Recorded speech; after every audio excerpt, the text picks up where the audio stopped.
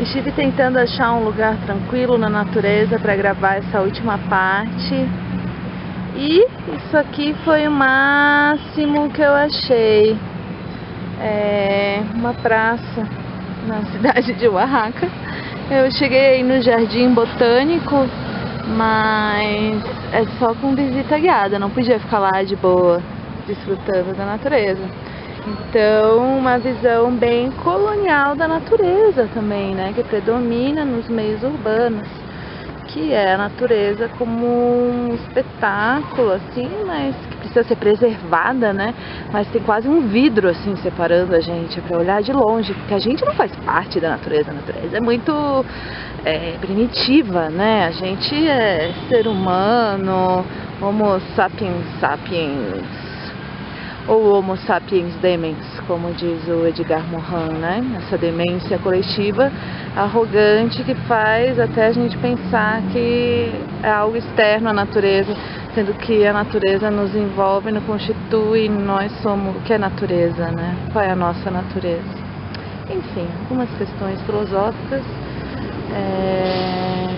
que eu tenho uma certa dificuldade, assim, manter a saúde física, mental e espiritual nos meios urbanos. Ainda mais quando essa mentalidade predomina entre os nossos arquitetos urbanistas, né? Então, pelo menos uma cidade com mais parques dá uma aliviada mesmo, querendo ou não, dá uma ajuda, né, para sobreviver. Mas eu acho que a gente pode ir muito além, né? Pensar do meu lado individual, assim, de que essa migração em massa da cidade para o campo, do campo para a cidade, não é irreversível, é muito recente. A maioria dos nossos avós, no nosso caso latino-americano, vieram do campo, sabe? Meu pai entregava leite, minha avó criava galinha, meu avô planta milho até hoje. E eu não, fui criada num ambiente um pouco mais urbano, mas assim, não faz tantas gerações, não é algo tão irreversível, né? E se é para pensar em cidades, que sejam outras cidades possíveis, né? E com, inclusive, a agricultura urbana, no sentido da autonomia mais básica, que é o alimento, né? Então pode dar a crise mundial que dê, se você tiver alimento e um teto seu, né, para morar, a crise vai te tocar bem menos, né? Você vai ter sua subsistência garantida. Então, para mim, esse é o conceito mais radical de autonomia que existe. Ainda mais quando a gente pensa em processos coletivos. Mas bem, voltando diretamente ao tema, que isso também tem a ver com o tema, mas de maneira indireta, assim, como estamos em período eleitoral no Brasil, estivemos em período eleitoral aqui no México esse ano, inclusive o presidente que ganhou aqui no México as eleições, né, que vai assumir em janeiro, é assim, o Manuel López Obrador, que assim, algo meio inédito da história do México, de predomínio do PRI, do Partido Revolucionário Institucional, que há décadas quase monopoliza o poder. Quando houve uma ruptura desse monopólio recentemente na história, foi por outro partido de direita. Então, ter um partido considerado de centro-esquerda, digamos assim, é algo inédito. Agora, no que isso implica de fato, né? Por exemplo, o movimento zapatista diz que não faz muita diferença, que é a mesma corja e que é a mesma estrutura de poder, né? Nem personalizando tanto assim quem está no poder ou não, é uma estrutura de poder. Mas até assim, várias alianças, como a gente teve no Brasil, né, um caso similar, as alianças vão tirando a dita esquerda do seu prumo, né, e cada vez mais concessões vão acontecendo, e por isso a gente tem cada vez uma distinção menor entre direita e esquerda. E no Brasil também, esse período eleitoral conturbadíssimo. E é interessante a gente pensar como a imagem e principalmente como a televisão faz a interlocução política entre representantes e representados nessa suposta democracia representativa que a gente tem, né? Então aí também o poder da imagem, aí a importância da gente ser menos ingênuo em relação à imagem, né? E perceber como ela é trabalhada e usada pelo poder. E outro aspecto que é trabalhado pela Silvia Rivera da imagem é do trabalho de campo, quando pessoas assim como eu, que utilizam uma câmera, tipo, usar com ética, usar com responsabilidade e também acabar um pouco com a ingenuidade durante o trabalho de campo, né? Então, que a gente trabalhe de forma assim mais responsável mesmo. E, bem, então isso em relação à sociologia da imagem e a Silvia Rivera Cusicanqui. Agora eu vou falar um pouquinho, tentarei ser bem breve,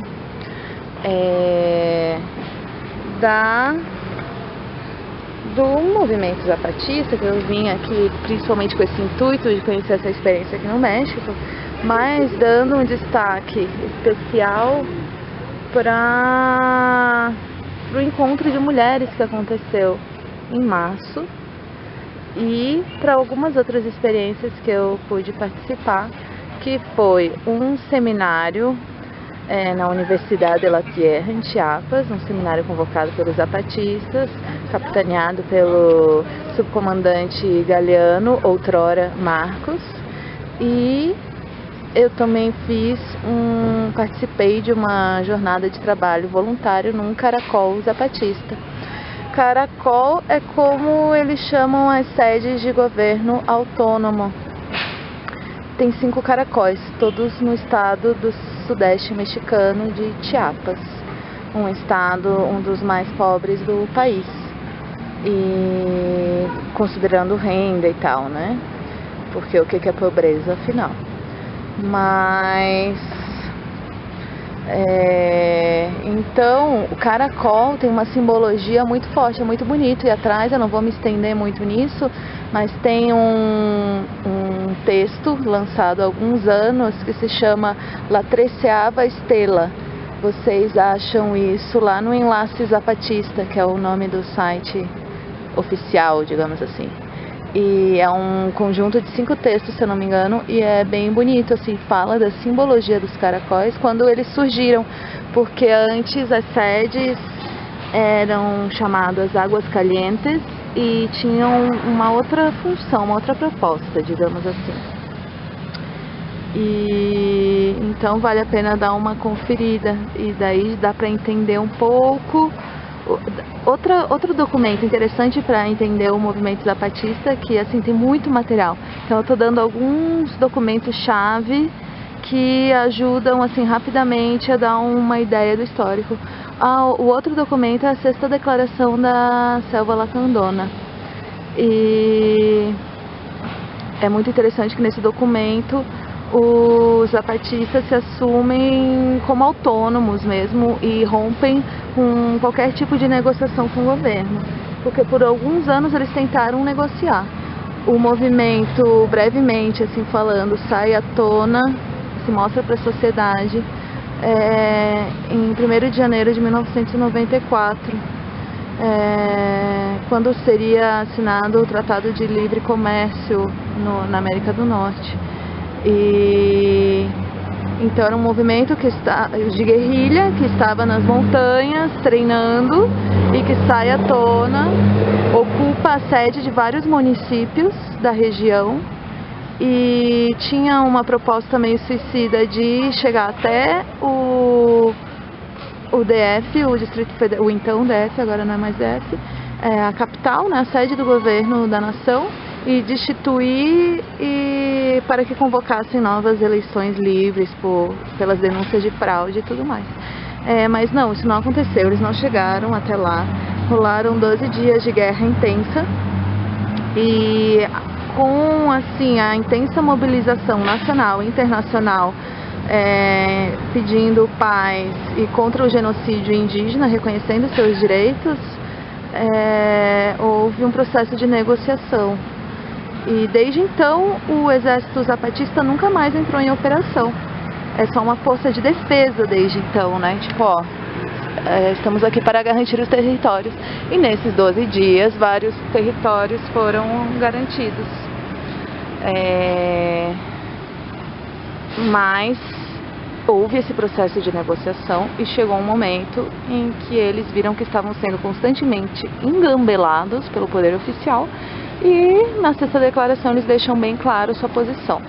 Então a sexta declaração traz todo esse recorrido histórico, é interessante dar uma clicada lá.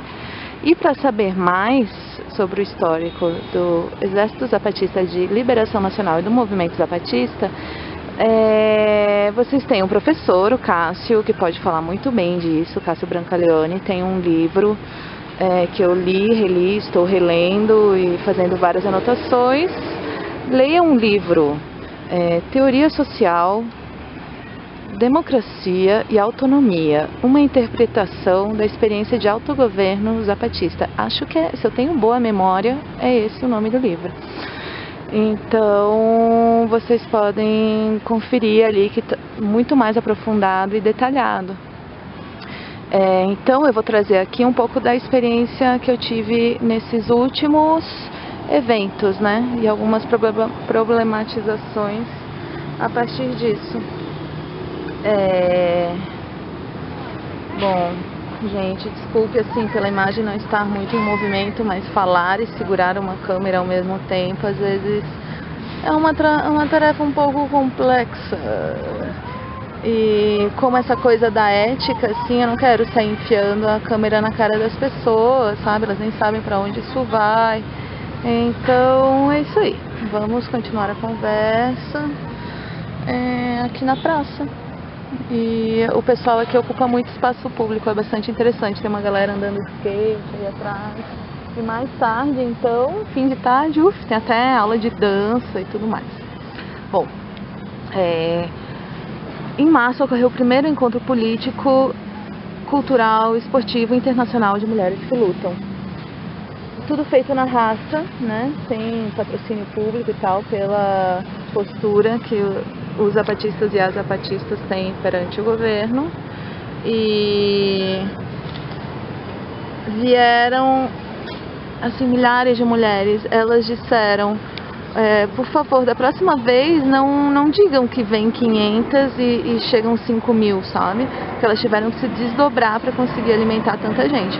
O encontro aconteceu dentro de um caracol zapatista, o caracol de Morelia, que é mais ou menos perto de São Cristóbal de las Casas. E então, daí elas abriram a inscrição, chegou bem mais gente do que elas esperavam. E elas também abriram, assim, proposta de atividade. Todo mundo podia propor uma atividade. Então, teve uma diversidade incrível de atividades. É bastante interessante, porque em documentos anteriores, eu não lembro em que ano, o subcomandante Marcos reconhece que uma coisa que ainda estava deixando a desejar no movimento zapatista era justo a participação das mulheres nos cargos de governo. E vale ressaltar que os cargos de governo não são remunerados entre os zapatistas, né? Então é uma coisa, um serviço que você presta à comunidade. Por isso há tanta rotatividade e há tanta participação. Porque ninguém está ali para querer tirar melhor, muito pelo contrário.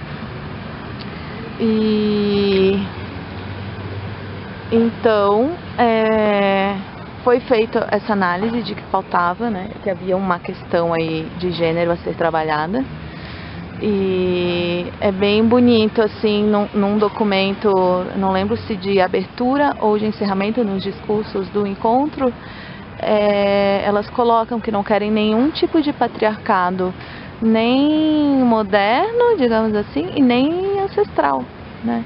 Então, reconhecendo que o patriarcado às vezes é um sistema de vida que precede a colonização, inclusive ele pode se agravar com ela, mas ele também está presente em outras etnias, em outras formas de vida, né?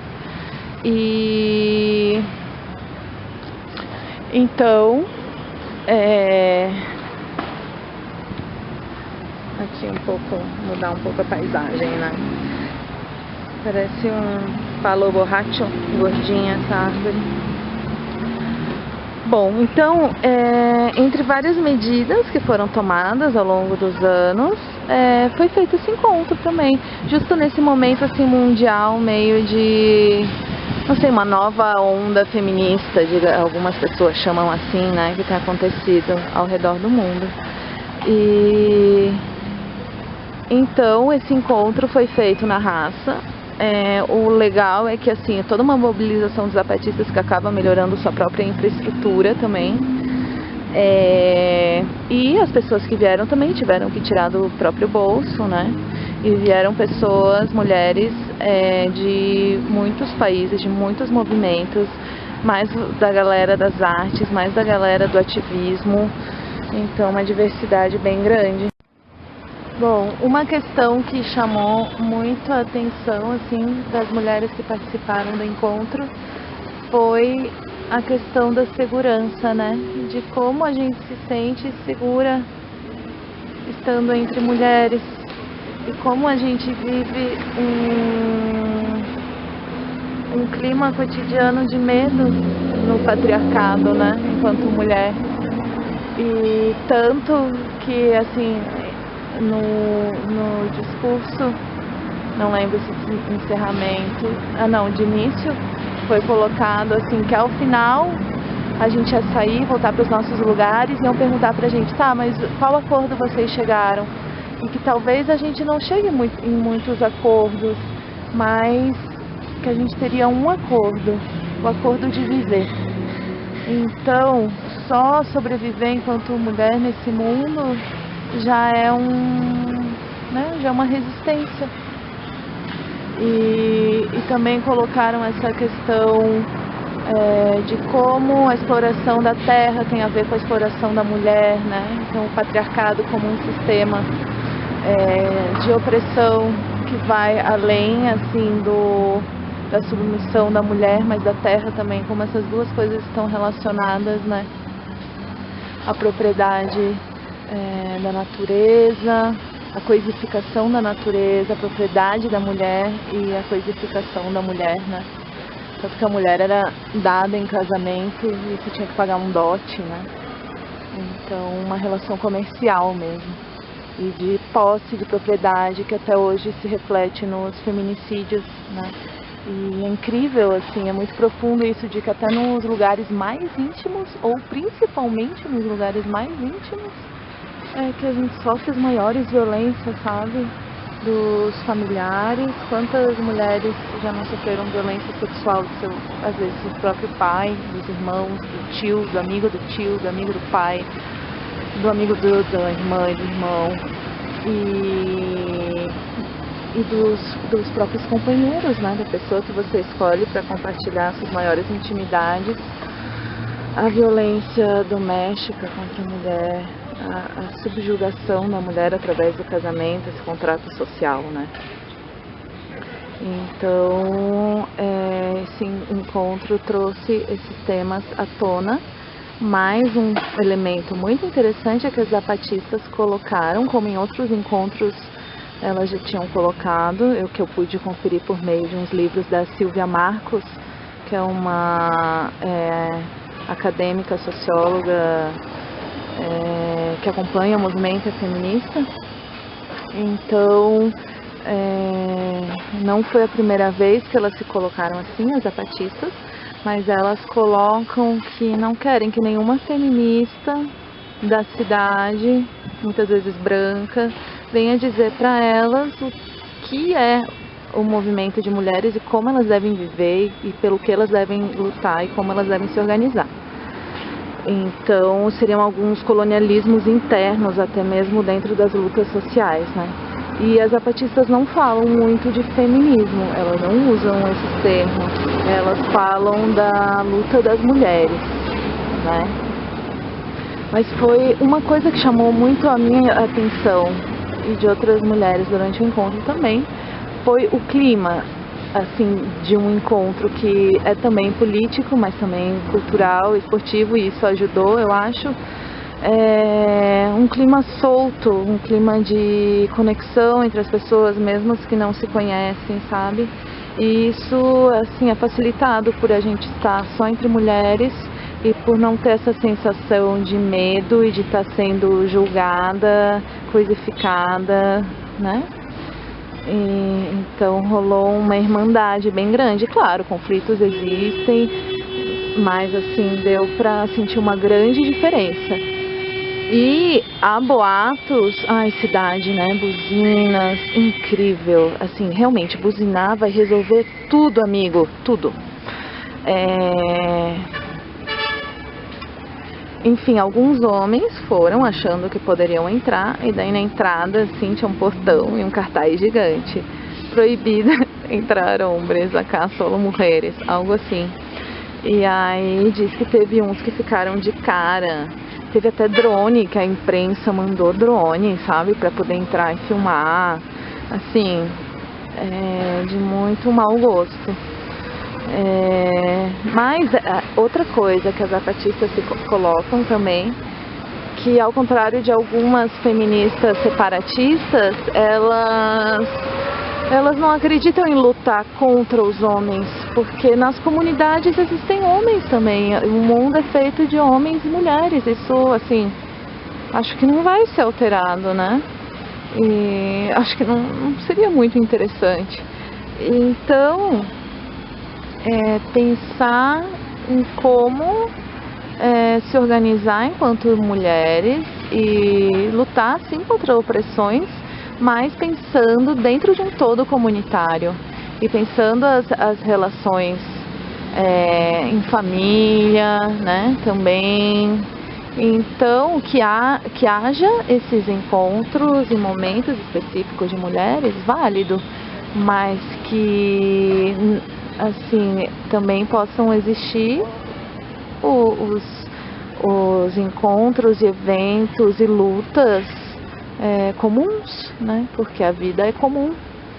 Então elas têm um sentido assim mais pedagógico em algum aspecto, mas é importante destacar que em 1994, entre as leis revolucionárias que os zapatistas consolidaram para os seus territórios, né, está a Lei Revolucionária de Mulheres.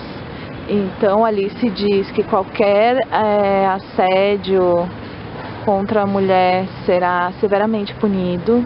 É colocado que as mulheres têm direito à sua sexualidade, a escolher se querem casar ou não, a escolher se querem ter filho ou não, e têm direito a ocupar cargos de governo.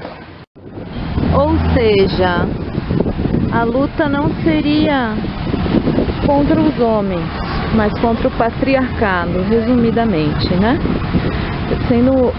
Isso também eu fui no Encontro Nacional de Mulheres, que foi em julho, numa comunidade perto da Cidade do México, uma comunidade indígena, e também foi colocado isso por uma companheira curda, que, né, as mulheres têm tido um papel bastante importante na Revolução Curda, que é uma experiência interessante de se acompanhar e conhecer também, e eles têm umas reflexões e práticas bem interessantes enquanto papel das mulheres, mas essa companheira curda falou que muito se fala em machismo e que ela não gosta dessa palavra, porque faz parecer que é algo cultural, né? Ai, tem países que os homens são machistas, ai, no México os homens são muito machistas,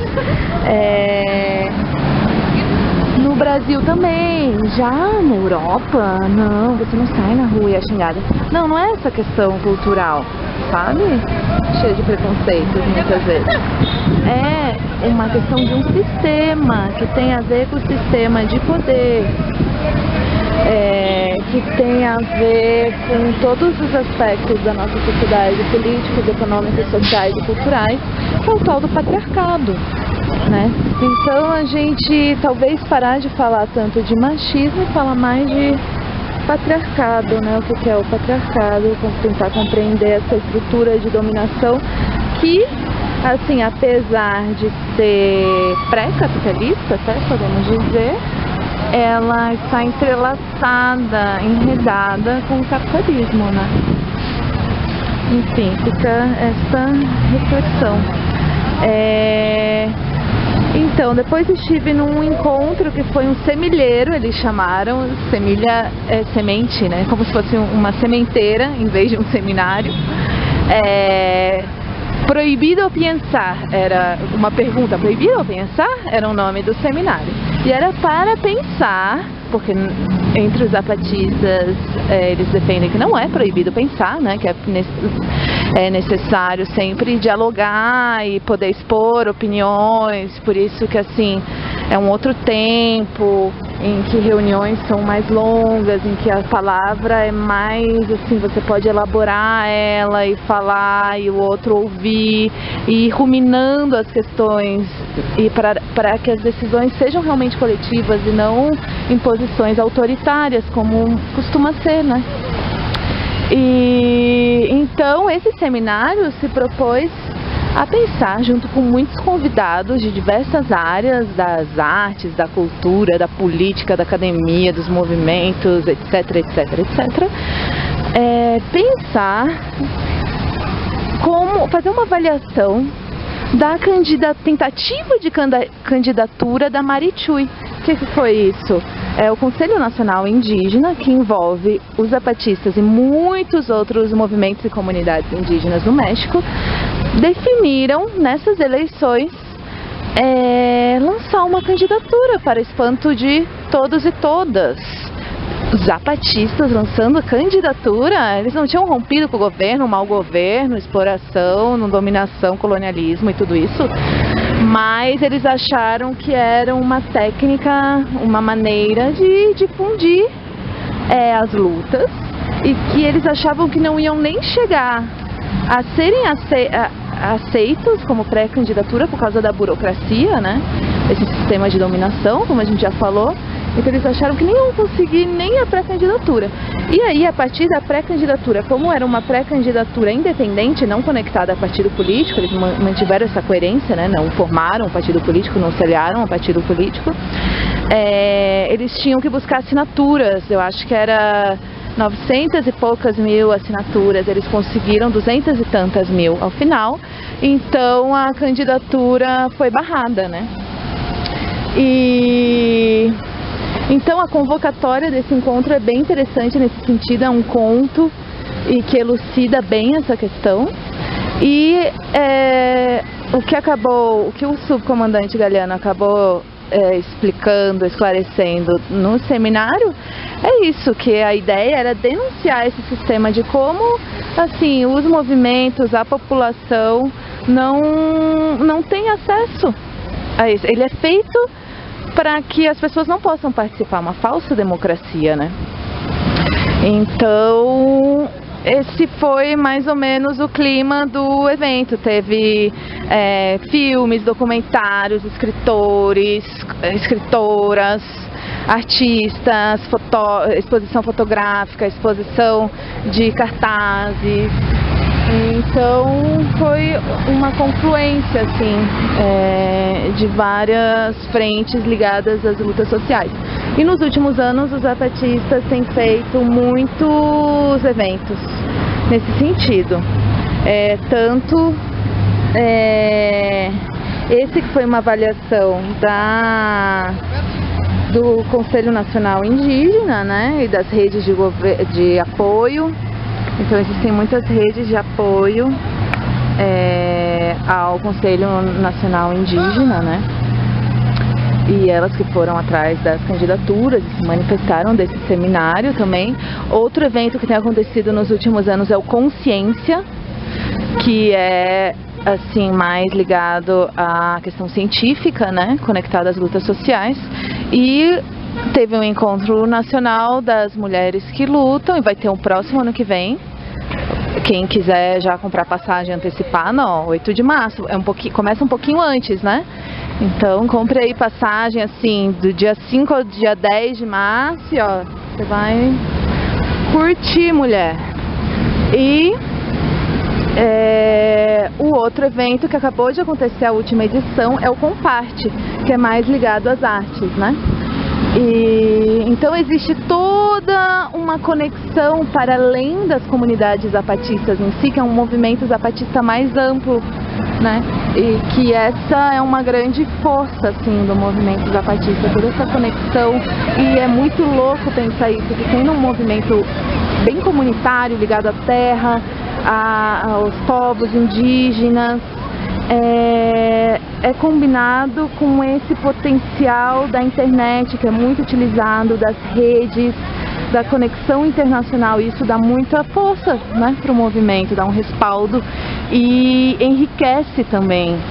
É muito interessante, é muito tcherre. Ai, gente, é muito tcherre pensar assim, né, essa combinação de cultura ancestral e redes digitais, né, essa cultura cosmopolita, e respeitar a diversidade, mas encontrando conexões em comum, né, que fortalecem todas as lutas de resistência. Isso é muito, muito bonito. E a última experiência que eu tive com as comunidades zapatistas foi uma brigada de trabalho voluntário no Caracol de Roberto Barrios, em Palenque, que é um pouco mais longe, em Chiapas, assim, mais na selva. E mais longe é relativo, né? Mas enfim, mais adentro, mais longe de São Cristóbal de las Casas, que era onde eu estava anteriormente. E assim, dessa rede de apoio e dessas conexões com outros movimentos, com a sociedade, chamada sociedade civil como um todo, tem muitas iniciativas nesse sentido, como brigadas de apoio, brigadas de observação, que vão pessoas, assim, observadores de direitos humanos, que vão nas comunidades e ficam lá. E se acontece alguma coisa, ajudam a difundir pelo mundo, né? Então acaba dando um respaldo. Tem muitas organizações internacionais, parceiras. Então eu acabei sabendo de uma jornada dessa de trabalhos, fui porque é uma oportunidade de conhecer o movimento, aprender e tudo mais. E também é uma outra experiência que eu recomendo, assim. Assim, até minha trajetória junto com os movimentos sociais começou, posso dizer, com um estágio vivência no MST, quando eu estava na faculdade, nos primeiros anos da faculdade. E então acho muito, assim, rica essa experiência de vivência, né? E é bem isso, quando a gente vive na prática e conhece as pessoas e as inquietudes deixam de ser abstratas e começam a fazer sentido, e você vê que você não está sozinho neste mundo e que realmente existe muita injustiça, mas realmente e felizmente existe muita resistência e existem outras maneiras de se viver. Então dá uma esperança muito grande, assim, e um gás, assim, para seguir lutando, né? E seguir se transformando e se revendo sempre. Nos transformarmos para sermos quem realmente somos, né? E então, assim, se acaba conhecendo um pouco a comunidade, mas assim, não muito, né? Porque eles também se protegem, porque chega qualquer pessoa lá, tal. Então, você conhece algumas pessoas que estão facilitando a sua ida ali, que estão te acompanhando. No meu caso, foi justamente uma mulher que estava ali no Caracol, que era de outra comunidade, mas como ela exerce função de governo, né? Então foi muito legal e compartilhar experiências femininas enquanto a gente arrancava uma mandioca da terra, porque eu estava morrendo de saudade de mandioca, eu vi uma mandioca e aí ela falou, vamos arrancar. E aí limpamos todo o lote, limpamos a terra que estava com um monte de mato crescido para poder dar uma renovada e plantar mais, né? Então a gente plantou a milpa, que a milpa é basicamente um consórcio, né? Uma maneira que hoje se chama agroecológica de agricultura, ou seja, você combina várias plantas que aí vão renovando entre si os ingredientes do solo, elas são complementares, né? Então a gente plantou uma milpa bem tradicional de milho, feijão e algumas outras plantinhas a gente plantou também. E tem algumas raízes interessantes, tipo malanga, que é algo parecido com inhame, coisas assim. E aí, arrancando a mandioca, a gente teve um papo interessante que tem a ver com essas questões femininas, né? De mulheres que o exército, os movimentos zapatistas têm trabalhado. E ela me perguntou se eu era casada, se eu tinha filhos, eu falei que não, daí ela falou massa, chido, como se diz massa aqui, e ela compartilhou a história de vida dela, né, que teve companheiro, mas aí o companheiro era alcoólatra, e aí ela não quis mais saber de companheiro, e cria a filha dela sozinha, uma fofa filha, que era nossa acompanhante também ali, e que ela contou a verdade para a filha dela não ter raiva e, sabe, não se sentir traída quando descobrir a verdade. Então contou né, para a criança ir criando sua própria noção de realidade, né, e não baseada em mentiras. E então, assim, esse compartilhamento de coisas em comum, né? Então isso é muito bonito também entre o movimento de mulheres, e toda vez que você se coloca de igual para igual com outros seres humanos e faz alguma coisa junto e não tá atrás de uma câmera observando e analisando os seus atos, né? Então é massa observar, é massa analisar, mas a gente tem que conciliar isso com ações em comum e se permitir aprender e se permitir compartilhar, né? Então acho que isso é uma lição muito importante, assim, dentro da ciência, né? Que está sempre pairando, não sempre, né? Graças às deusas, não sempre, mas que hegemonicamente está pairando acima, né? E julgando e apontando o dedo sem se envolver, né? Porque esse negócio de se envolver na realidade é ser parcial, né? Mas assim, e dentro do jornalismo tem esse mesmo papo, mas talvez o mais interessante seja a gente ter uma consciência crítica do nosso próprio ponto de vista, que ele sempre vai existir, e problematizá-lo, né? Então é isso, minha gente, eu já ocupei muito tempo de vocês, né? Como eu disse inicialmente, espero ter contribuído.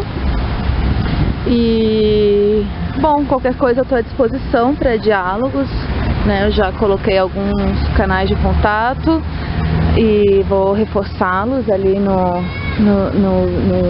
link do vídeo do YouTube. Embaixo tem uma descrição do vídeo, vou colocar os trem tudo ali. E espero que vocês possam conversar entre vocês agora um pouquinho sobre algumas questões que essa fala toda possa ter despertado a partir da realidade de vocês, né? Então, só agradeço.